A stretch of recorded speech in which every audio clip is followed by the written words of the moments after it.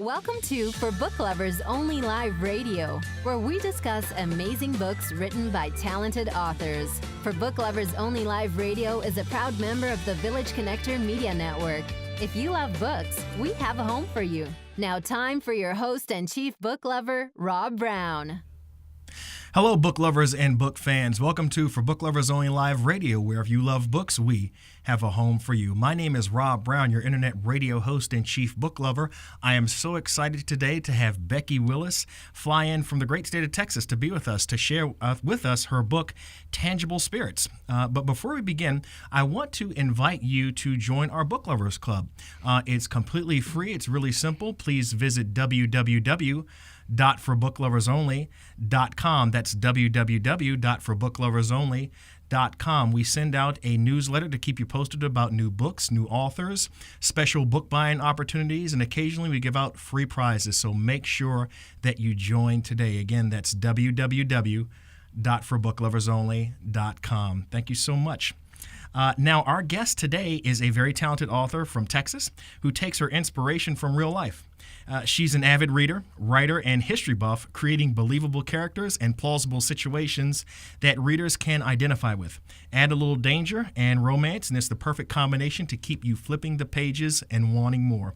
Becki, thank you so much for stopping by. Oh, well, thank you for having me. And I love your site, by the way. Oh, excellent. Thank you so much. We always like to get good reviews from people who stop by our site. I want to talk to you. You know, you and I met in Houston about 2 months ago at the Author Marketing Conference. Love the conversation that we had. Knew I had to have you on my radio show. How long have you been writing for? My entire life, actually, but just professionally since 2013. Published my first book in November of 13. How'd that feel to have your first book published? Scary, very scary, but great. It was, a dream of mine that I'd always wanted, so didn't think it would ever come true, and it has. And so this Tangible Spirits is my 11th book. Oh, great. All right. Well, let's get into Tangible Spirits. I'm really excited about this book.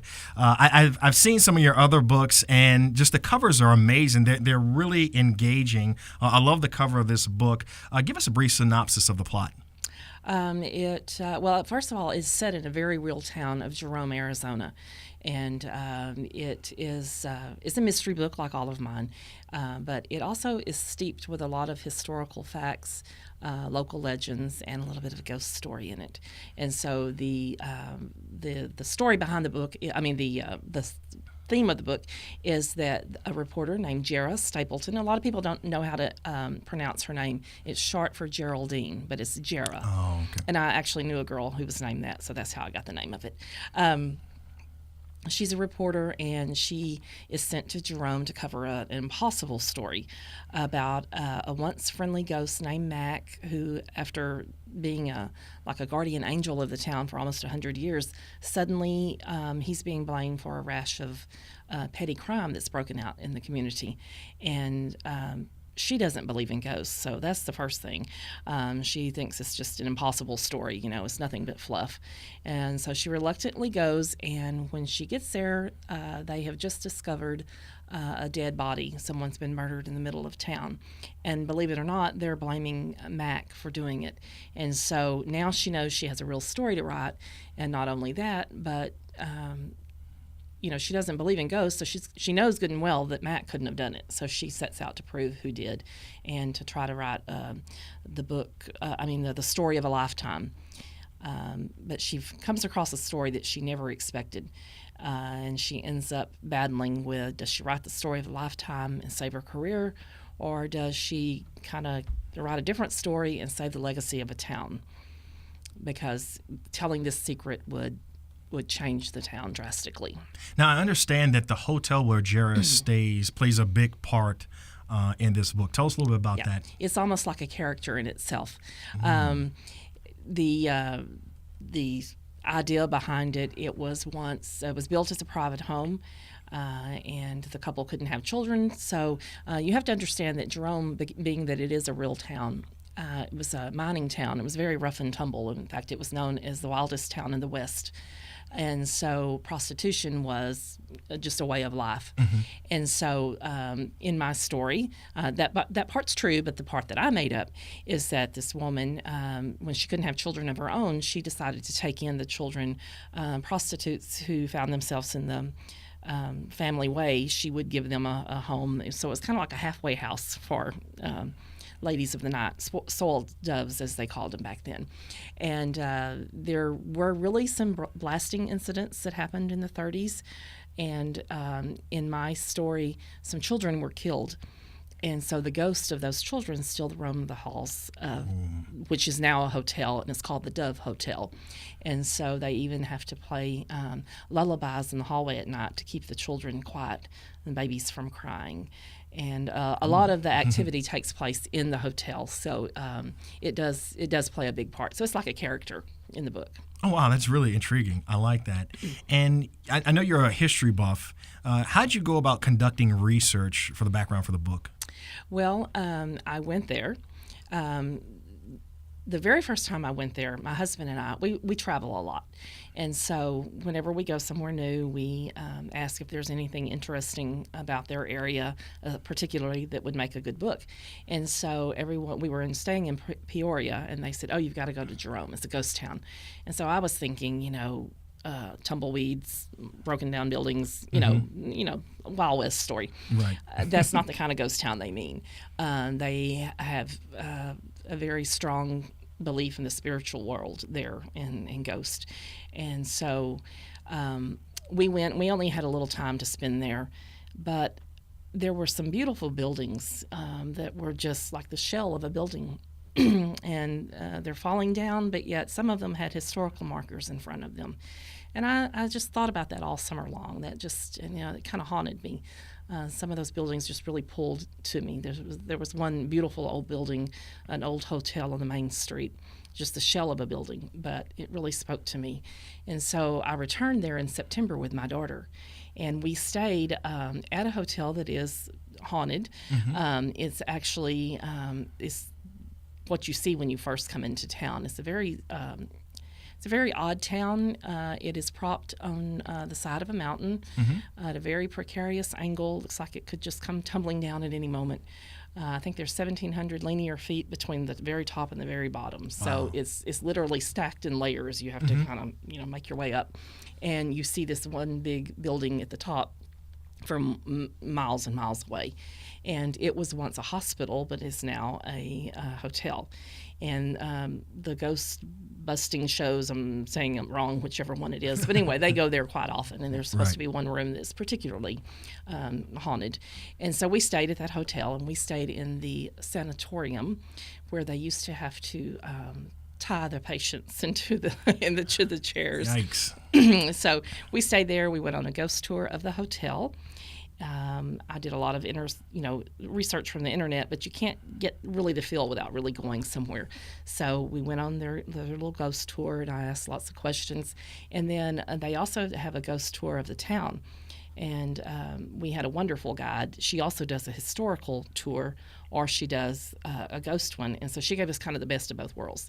So she gave me a lot of historical facts and perspectives, and tossed in a few, local legends and that kind of thing. And so that's how I did my research.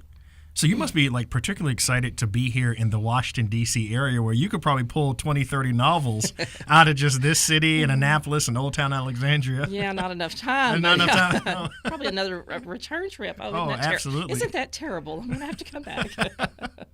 Now, there are some landmarks in your book, the Sliding Jail, the Cuban Queen Bordello, and the Old Bartlett Hotel. They're real places. Yes. The Bartlett Hotel is the one that I was referring to. It's right on the main street. It's a very small town, by the way, not a whole lot of streets. And this one is beautiful structure. You could tell that it had good architect, but it has no ceiling whatsoever. They have some real pretty wrought iron rails, and that in my book is where the murder took place, and so it plays a very big part in the murder in the book. But it's just a beautiful old building, and so I wanted to know more about it, and it does have a very interesting past. It has the plaque out front, but it was also at one time the town of Jerome had like over 1,500 residents and 15,000 residents, and now it's like maybe 1,000. It's very small. And it was a very lush hotel, but you can't tell it now. Because of the blast, the mining blast that they did, it did do some damage to the structures, and so their jail actually slid. I think it's like, I forgot how far, 200 feet from where it used to stand. It's now come to rest, totally different place. And it's all dilapidated and falling down, but yet it's historical, so they leave it. The Cuban Queen Bordello was also, it's a very spooky old building to look at, and but it was once a fabulous building, very posh, and had some famous people that came and visited there, and it had music and gambling and ladies and everything. So yeah, I mentioned a lot of different landmarks, and they're all there, and I have at least one reader who went there after reading my book because she wanted to see the place that I described. Oh wow, that's amazing. Yeah. I guess the people of that town love your books because you're accurately portraying them. I think that it takes a special talent for an author to be able to kind of intertwine those historical facts into a fiction book and make it work. Now, you said that there are a lot of historical facts intertwining your story. Tell us about Executive Order 6102.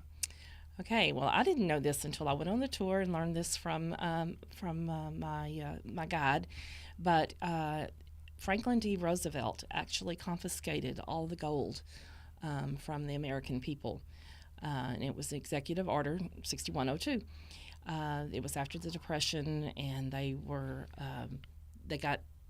people had 14 days to turn in all their gold holdings, and they issued paper certificates for that. But of course, they weren't very valuable. And then once the government owned all the gold, they could, control the prices of it. So that really did happen. And so in my book, that plays a big part in it because Jerome was a mining town for copper. They actually pulled out, back in the day, over $1 million worth of copper from the mines. But a byproduct of that was also gold, silver, and zinc.